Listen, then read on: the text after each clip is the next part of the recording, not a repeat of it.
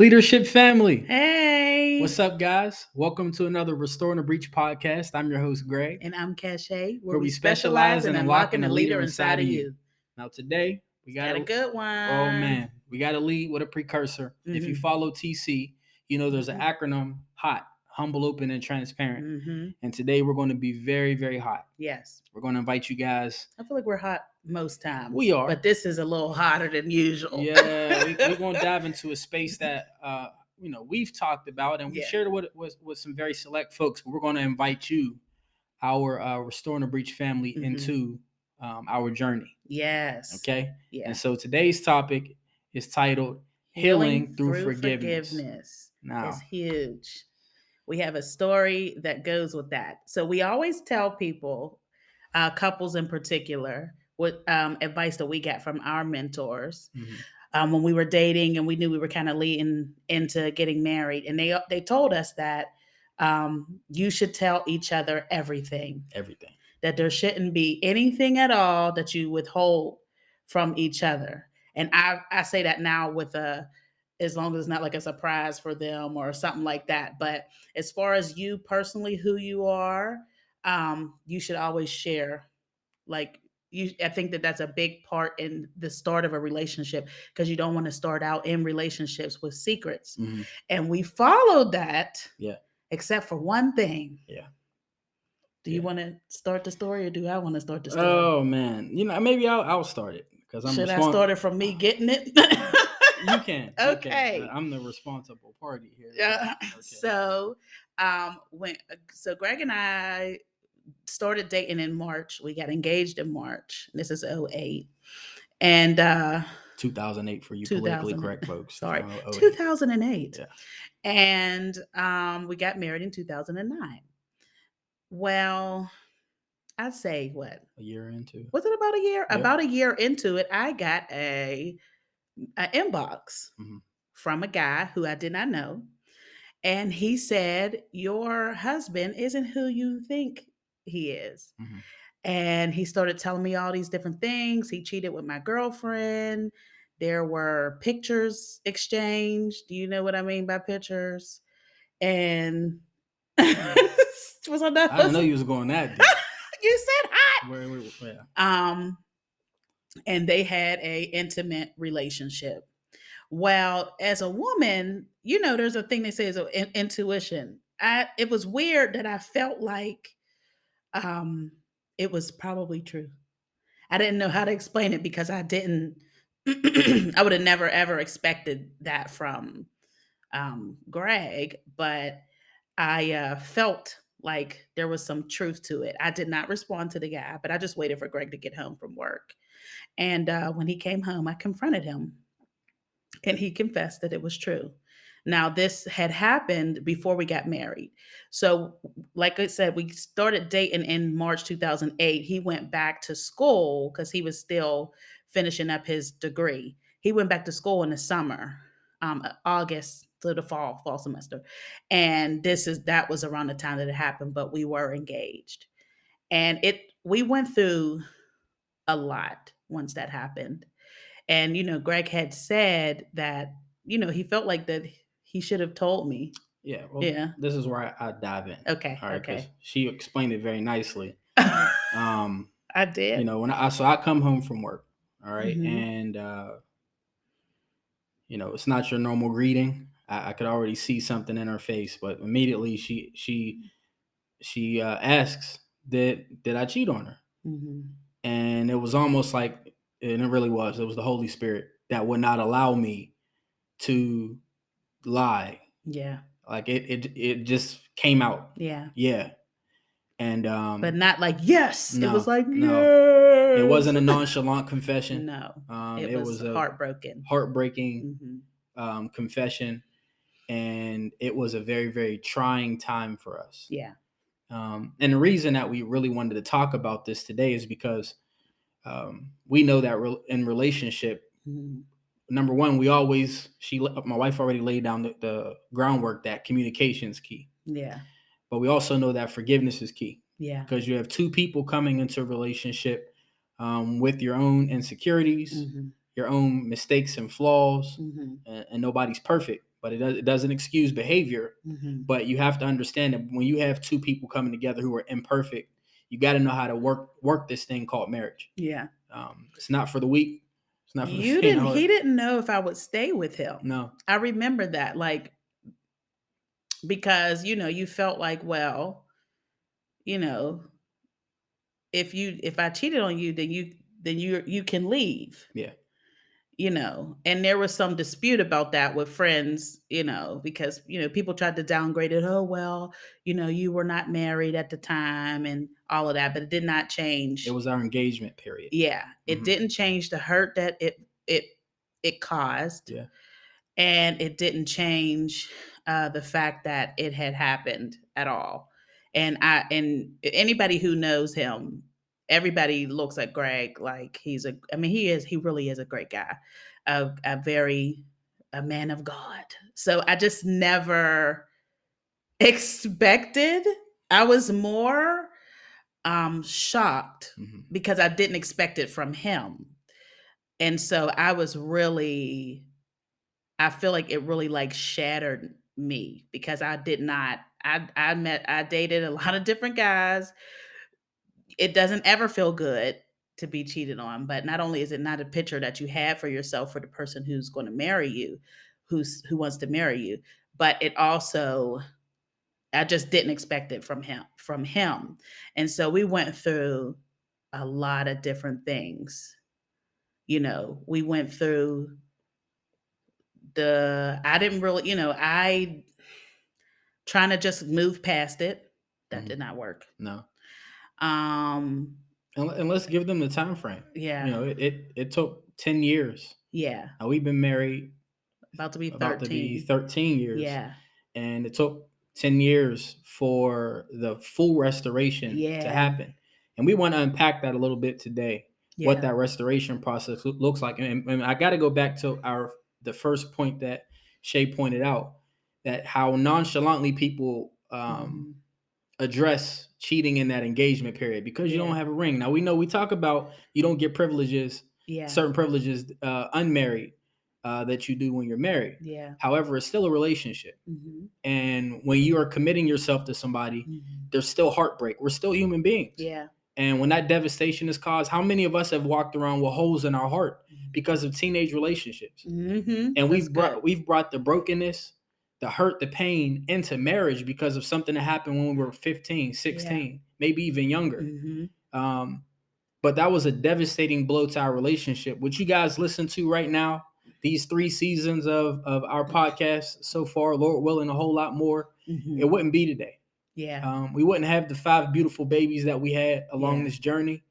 We wouldn't have the experiences of love that we're able to share with you guys on social media. If number one, if God was not a part of our relationship. In the healing process, more than anything at all, because, we had gotten to a place where I felt like that I was okay, that I forgave him, but I still was having like nightmares. I still struggled with fully trusting and believing that he loved me. And then as women, we'll question ourselves. Like, I had met the girl. I didn't even know it, but you're putting together the timeline because I had went to visit him at school and I met her and I didn't know it at the time. So you're just thinking about everything. You're like, what did I do? And what about me? And you're putting it on yourself. And that was stuff I brought into. But even if you didn't, when you go through a devastation like that, it can cause an insecurity that you did not have before. And so, I would think that I was through it. I'd have a dream or something. I'm waking up panicking and afraid. I'm going through his phone. I'm asking 50 million questions and, all kind of stuff. And it took so much longer than I really appreciate it. I'll jump here. With TC, Pastor Mike and Pastor Natalie went through something similar. And he said that it took 10 years of him dedicating himself to her, rebuilding their love, to show her that he did love her and that was a mistake and all these different things which we need to get into as far as, with men and women and how we think differently. But he said it took about 10 years before she was fully healed. And that quote that The trust is. Are you about to say it? I was thinking. He always throws out a quote. She's the one who says it. She did. She's the one who said it. He that just you trust is earned. Trust is earned in buckets. Trust is earned. Oh no. Trust is lost in buckets, and earned in drops. Yes. You gotta think about that for a little bit. You know, when there's nothing happening in that euphoria stage in the beginning of your relationship, however long the relationship may be, nothing's actually challenged it. Yeah. When something happens, that trust can be ruptured. Oh yeah. It can be fractured. And there were 3 points that I thought about when it comes to healing. You know, we want to give you guys, if you're listening and you've been through hurt, or you're going through it right now, there are 3 things that we talked about that happens in terms of the healing process through forgiveness. Number 1, the healing starts with you, individual healing. For me, and I know it sounds weird as the offender to say that there was some healing that took place in me, because like, you're the one that caused the pain. What do you mean there was healing in you? Well, for me, number 1, there was a struggle with lust, that derived from my childhood, because I messed with pornography at a very, very young age. I was exposed to sexual things at a very young age, as some of your stories may be as well. And we often dismiss it, especially in a lot of families where we just shun the children. Please, parents, pay attention to that stuff. Do not dismiss it. But I brought that into relationship, and getting exposed in this way. You know, when that happened, I cut the relationship off. The young lady and I had an amicable agreement. Sounds weird to say, you know what, this can't happen anymore. I'm engaged. I love my fiance. I love my girl. I don't want this. This can't happen. And I thought I washed my hands of it, asked God for forgiveness, and I could go to the grave with it. Yeah.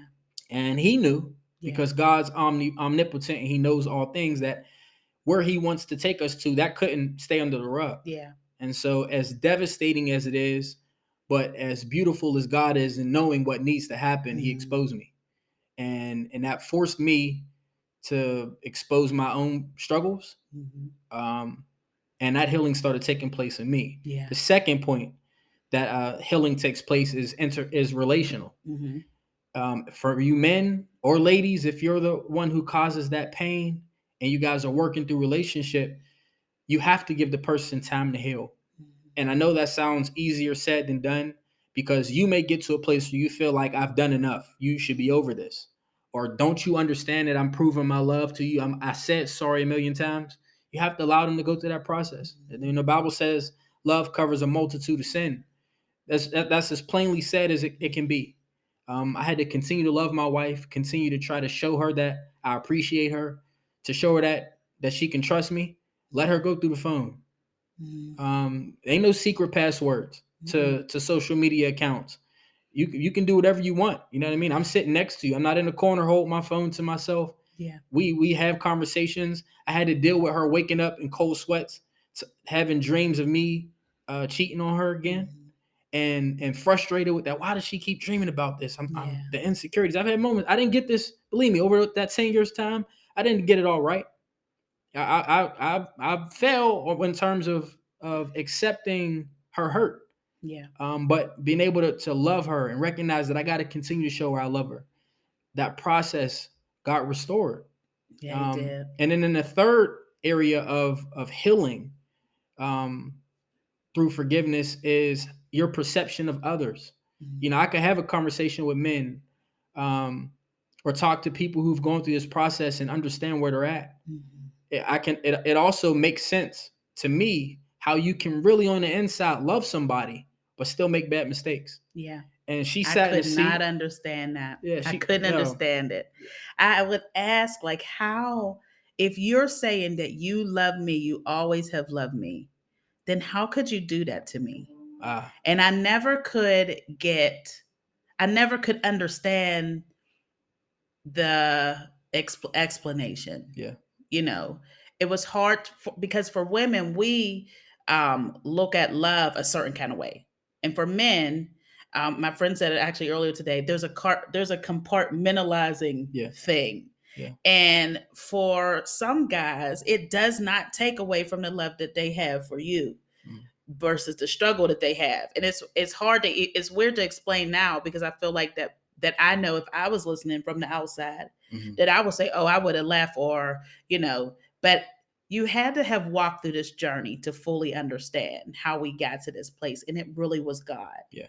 And time, and learning how to talk, and Greg really learning how to love me. I think through that he learned how to love deep. Man, I feel man. like he learned how to make sure that I was secure, and that I was okay. And so it was hard for him. I remember, he wouldn't want to talk about it. He didn't want to talk about the details. And I wanted to know everything. And anytime I think anything, and another thing, did blah, blah, blah, blah, blah. And he stopped getting frustrated, and he started learning how to hear what I was saying, and answer or understand this was a part of my process. Yeah.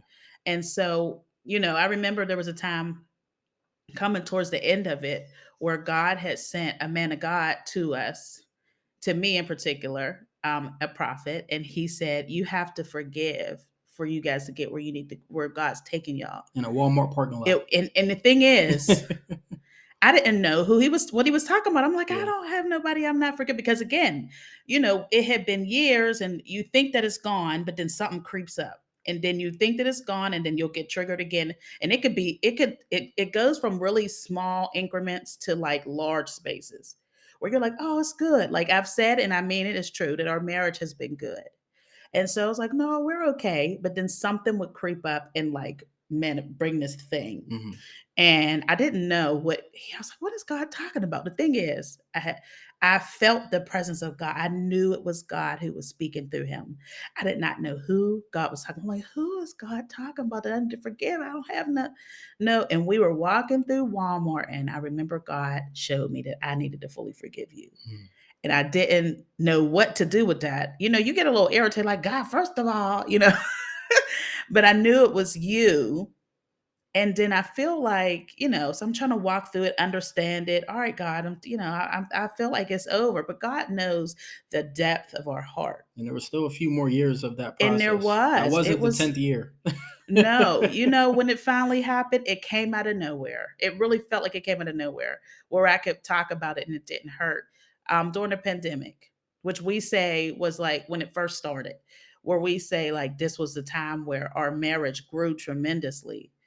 We started dating spending a whole lot of time. Yeah. Even like, we weren't ripping and running as usual. And then something happened. Like, and the next thing I know, like it came out, we were talking about it, which I don't even know why we were talking about, because it's not like we just sit around at the dinner table like, so about that time. It just came up somehow in a conversation, and I felt my heart was okay. And it was the first time ever since it happened that I could say that my heart was okay. And so then what started happening was, as we're talking about it more, because now he knows my heart's okay. So now when I ask a question, he could answer it without being hesitant about wanting to hurt me again. Mm-hmm. And then I started to really understand, like, God showed me that he loves me. And then it got scary. Well, let me dive in there. Okay. Let me dive in. So from the offender seat, mm-hmm. Shay mentioned how, especially with guys, sometimes we can compartmentalize our love versus our decisions. We're not saying in any way that it's okay for men to be uncontrollable in their feelings, but still have a burning desire and love. So for me, that was an exposure of my immaturity. Mm-hmm. I heard Miles Monroe say that as a man of God, I don't cheat on my wife because I love my wife. Mm-hmm. It sounds very simple, but what he was saying is that as a man, I've set a priority. I've prioritized my wife, my love for my wife, the position and the gift that God has given me in my wife's life and her and mine, that nothing's going to get in between me and her. Mm-hmm. And so as a man, I had to learn how to, just in that moment, through this process, like, your wife has to be priority. So it taught me how to start thinking about her more. Mm-hmm. Thinking about the hurt that I caused more, being more sensitive about my approach, being a better listener, mm-hmm. So if you're going through that and you're going through this process, it's important, man. Sometimes you just step back and you got to be intentional about finding ways to show love, be intentional about letting people go through that process. And you got to go to God and say, God, you got to heal me. Yeah. You got to walk me through this process. Because number one, what's preventing you from doing it again if you have that uncontrollable desire, which we're all created with, the lust of the eye, lust of the flesh, and pride of life, are the three things that we're all going to battle within this flesh. But what we have to do is we got to make sure that God is the leading God beyond what our flesh is trying to lead us to, and that's the process that I had to go through as the offender. Is God, I need this flesh has to be under subjection to you. You got to teach me how to be a husband. You got to teach me how to be present. You got to teach me how to be present in the moment, in the conversation, not distracted, not my mind is somewhere else. And I really had to, try my best to hold my wife up. It helped through that process of helped us go through other things.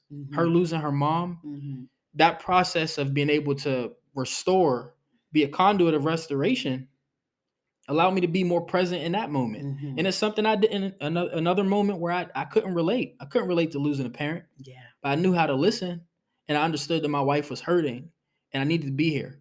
So the same way in which I needed to be there for the hurt that I caused, I had to learn how to be there for the hurt that the world causes. And so That's good. That healing. So those 3 points that we don't want you to miss if you're taking notes is through the process of healing for forgiveness starts with you. Then that process, you have to allow it to heal between you and that person you've caused that pain to. And then as you're watching God continue to heal other people, he changes your perception of how you see others. It's just very important to see it in that way, in that light. Yeah. There's a common saying that I hear all the time. And this is for those who may not get that forgiveness with the other person. Because sometimes you may have forgiven. That's a good point. But they may not accept, your apology or something like that. That unforgiveness is like drinking poison. People say it all the time, but they expect the other person to get hurt from it, to die. Yeah. I try not to say sounds die, extreme, but that's how you when feel you're dealing with bitterness and unforgiveness, you're really hurting yourself. And so that's why God knows that it needed to be a principle for us, because it takes work to stay angry with someone. For me in particular, I know maybe other people it doesn't, but for me, I have a heart, like I have to keep remembering I'm mad. Like, I don't like her. See, I'm like, hey girl, don't talk to her. I don't like her. Like it's work for you gotta pep talk yourself into being mad again. But it's okay if you try to apologize or something of that nature and they don't accept it, because that it being for you first, the apology or the forgiveness, whichever way, um will ultimately heal you. You can't change what another person does or thinks. In our story, God began to turn my heart, but you did a lot of work. He did a lot of work to the place where what I was saying before was it got scary, because then I was afraid to love him back, because I felt all this love. And I was so scared to love like that again, because I didn't want to get hurt again. And I would tell him, like, I'm scared to love you. I had a lot of to fully love you, because I got all this stuff inside now, because I feel free that I can love you, but I'm afraid because if this happens again, I don't think I'll make it through. I told him, said, I don't think, number one, we ain't staying together if it ever happened again. And number two, I don't think that I would come back from it. And so it took some time for me to fully even be able to open up completely to accepting the love that he was trying to give me and give it back fully. Because it was love between us. Of course, we had all these babies. There was love between us and stuff. It wasn't that, but there was a depth to it that we hadn't gotten to yet. As if, okay, if this is, we were here, but there was so much more that we could have, that we had to get through that forgiveness and healing. He had to forgive himself, because he loves me and he saw the hurt that it caused. He had a hard time forgiving himself, so he sometimes wouldn't want to talk about it, because he was like, I'm like, well, no, let's get, let's. And he's like, no, he don't like thinking about it because it hurts him too. Like, Yeah. I don't want to think about. Like, he gets mad when he thinks about old relationships where people hurt me because he don't want people to hurt me like that. And so now he's mad at himself because he hurt me like, you know what I mean? Yeah. And so, it took us to a place of love that I don't know if we could have ever gotten to without that. Of course, I would rather it had not happened. Mm-hmm. But it took us to a place of, and I'm telling you, it really was 10 years in. That was part of why we were talking about doing our renewal. That's what was part of it. I wanted to start clean without, um, That's what made it such a special. oh, Oh it man. was so beautiful. Our vow renewal and our wedding was beautiful too, but our vow renewal was my favorite. And I cried for like 3 days afterwards because I was just so happy. God had did something new in us, and still we weren't even to the place of that I was fully through it yet. Then it wasn't until the next year that I was really fully through it, able to talk about it and all of that. But God had started a work, and this is the stuff where we say why it's important to keep God in the midst of your relationship, your marriage. People say, "Oh, keep God in the middle," and it's cliche, but we know it to be Yeah. true What that does that there look is. like? Yeah, well, every all keep God in the middle, like Yeah. He where ain't is he? nowhere around. He I'm just standing on. He's standing outside the house, but knocking on the there's door. a level of something you may never. You can have a great marriage, Yeah. but there's a level you may not ever get to Mm-hmm. if God's not in the middle of it. Yeah. You But got you wouldn't folks. know it, You got folks you married know. 50 years still hide money from each other. But they could have a relationship where they weren't doing Yeah. that, Yeah. but there's still something extra. God, He Yeah. just adds the extra oomph to it. Yeah. Like, it helps you to, I'm telling you, I thought I was being selfish when I started asking, like, God, help us to love each other more. I was like, well, we have a great marriage, but we talked about this before, and God would do different things. I mean, we always had a really good sex life, but I mean, He just turned it up. Mm-hmm. He did. Yeah. We started being like newlyweds, like And all over again. still newlyweds. Well, I'm talking about even more Oh, recent, okay. like Yeah. Yeah. Yeah. Yeah. just in Oh man! keeping Oh God in the. wait! We just talked about this earlier. We gotta throw that out. I don't want her to move fast on that. For Ah, you, some of you couples, man, y'all uh-huh, frustrated and y'all bickering and fighting with each other all uh-huh. the time. No, we just gonna save this. We're gonna save But this. this is for This is free. just a little This is little for free. tidbit of This where we're going to piece. go in the future Uh-huh. of this season. Yeah. But some of y'all just got to come together. Yeah. And you know what come together means. Mm-hmm. All right.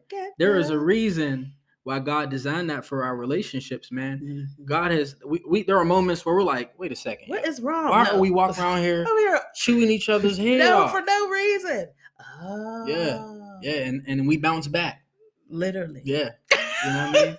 Do the bouncing? But you gotta understand That that's is what it true. was. And when you come into that place, Yeah. It becomes more than a feeling. Like, oh man. sex is different. Yeah. It's different. It's on a different level. Like, you start to understand why God put it in. Here this man go. Uh-huh. Why he Go ahead, put tell it him, in the context. tell him.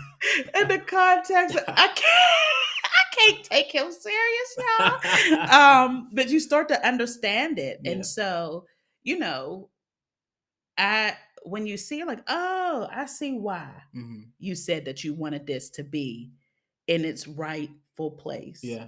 Because there's something that it does for you in a healthy marriage that is you can't get it when you're not. Man. You can't get it when you're in a relationship where you just loving each other. You can't. There is something that it is specifically placed in marriage for, that you'll only know it if you in it and you're doing it right. And I ain't talking about doing it right, but I mean that's a part of it, but doing it right. But there's something special about when you are keeping it in, what a pastor might call it, the it's, I guess the best way to say it is in the place that God ordained it to be. Mm-hmm. And I have recognized it a lot. I don't know how we got here. But we going into another one of our things. But I've recognized that. Yeah, we talked about how forgiveness brings you closer. It does. It does. But I'm even talking about, like, some marriages don't even get there. Yeah. Because you can get stuck in it just being a feeling. Mm-hmm. But there's so much more to it. Well, when we talk about love, that's where love kicks in. Mm-hmm. Like we've heard the flip of that old nursery rhyme: first comes love, then comes marriage. When we know the reality is first comes marriage, then comes love, because after marriage, it's life that tests the love. It does. And the only way for love to be tested is if you got things that make you want to hate somebody. Well, and then you got to act out love. And so that's one of the things that we've truly experienced on this journey, and we know our love's only going to grow greater as life tests what we go through. Test our love for each other, test our communication. Because you never stop growing in those areas, even though we feel like we have a great lifestyle of communication. We're always looking to improve. We're always looking at like what things did we disagree on that we can work on not disagreeing on in the next conversation. Just little things like that in relationship. We want to give you guys for that, just tips of, how can we get better? What are the things that we butt heads on? And how can we work on that? Don't sweep it under the rug. Don't just ignore it. Act like it ain't there. Don't walk away. Even if you do walk away, if it's something serious or something that, there are things that just need to be addressed. That's good. Yeah, that's good. And so sometimes, what I started doing was I started saying, I need to talk to you about something. He hates it. I can't stand that line. But we'll talk about it later. And sometimes I do that on purpose for myself so that I can calm down.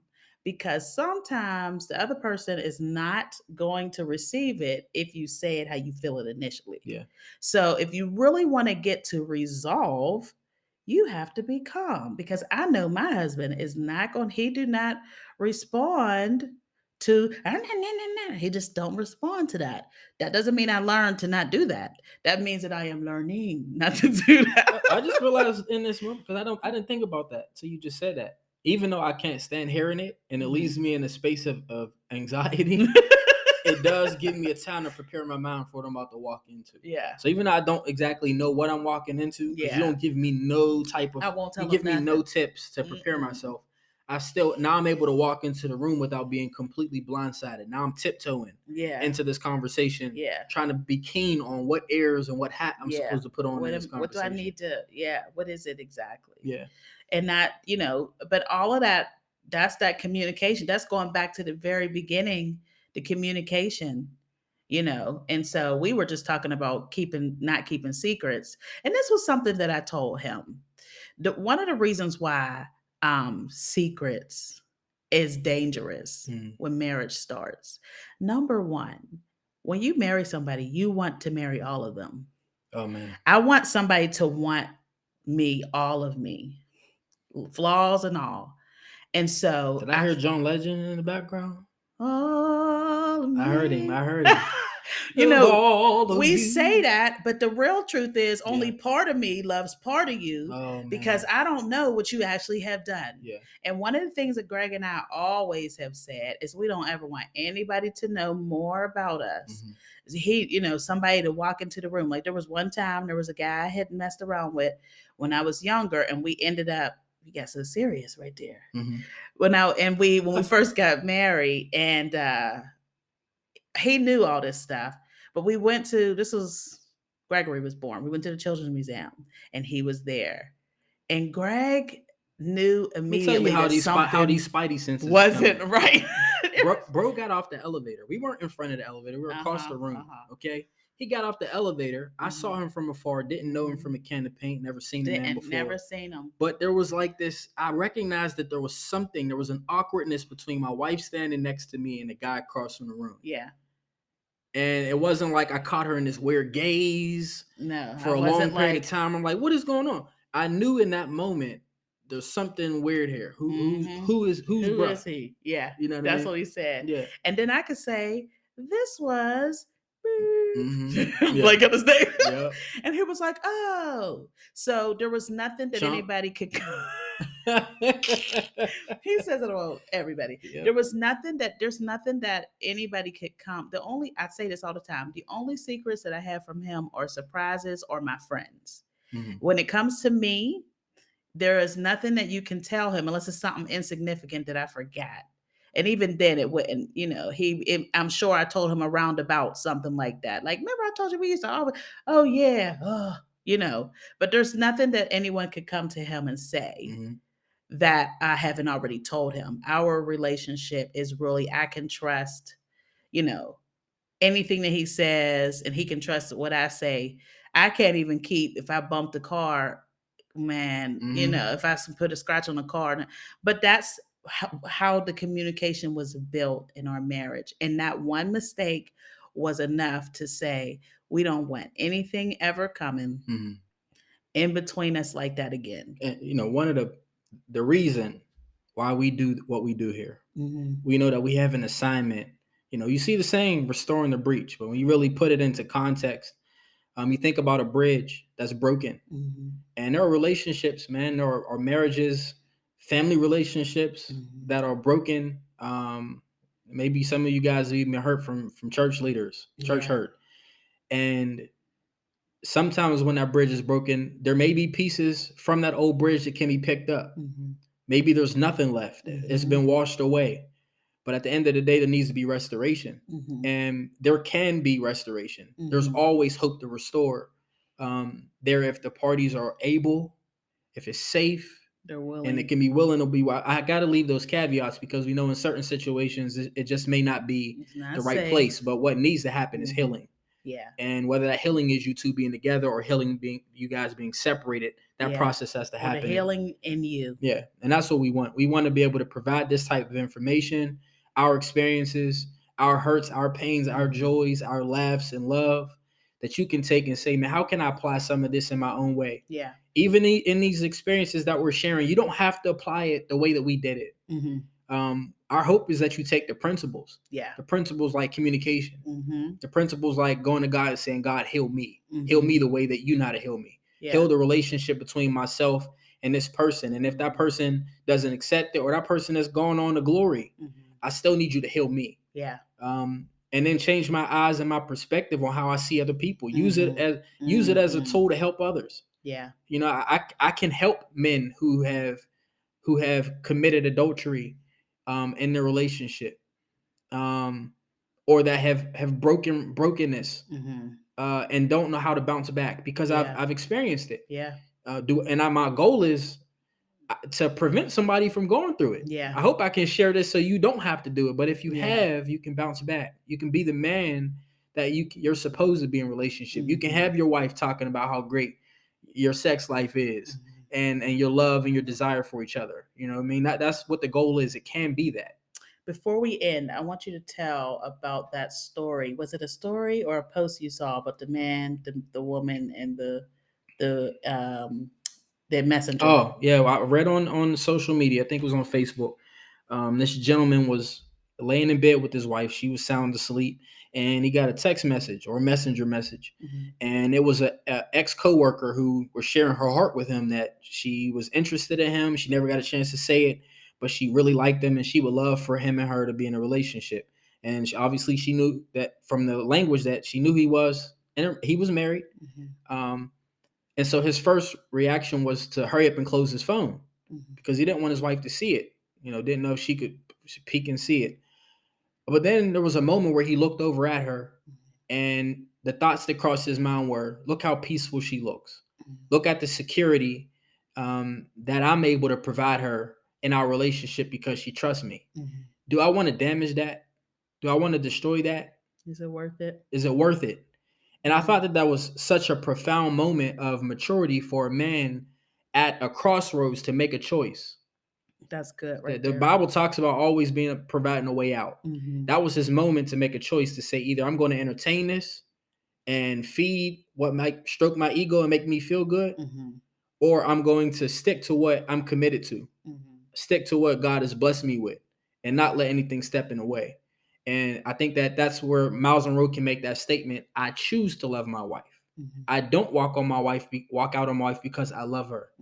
Men, you have an opportunity. Ladies, you have an opportunity to make a choice. You may be entertaining an emotional relationship with somebody who you're not supposed to. And it's your opportunity to make a choice to say, no, I can't keep doing this. Yeah. Some of you guys may have some tough choices to expose yourself to somebody. And it's important, man. Go to God and say, God, I need you to be involved in this. If you're tugging on me to be able to restore this, I need you to be in the midst of this. And it may be a process. The person might tell you they hate you. But the process in itself at the end is well worth it, man. You know, and so be like that gentleman who made a choice. Or, you know, if I can be a sacrificial lamb, be like me. I hate, you know, I just be honest there. I put myself out to be like me, where you're able to say, I'm going to work this thing out. Yeah. You know what I mean? And we can tell you it's going to be well worth it. You won't. The future days, the latter days are greater, as Israel saying. You know what I mean? So this was an awesome time. It was. It was a beautiful conversation. We thank you for you guys sticking around and listening. And we also love to hear your feedback too. You know, so if you want to reach out to us, we'd love to hear from you. Share your stories, and we're always praying and looking for opportunities to share that love.